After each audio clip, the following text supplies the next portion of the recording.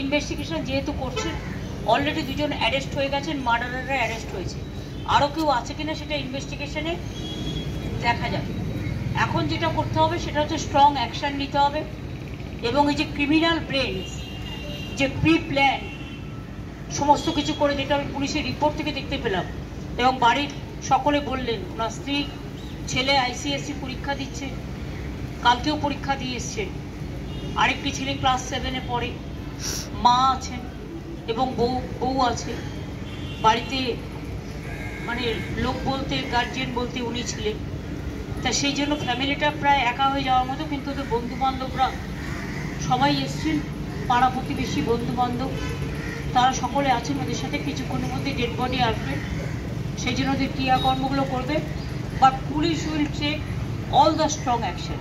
সেই জন্য কেসটা নিমতা থানা থেকে লালবাজার হোমিসাইডকে দেওয়া হয়েছে।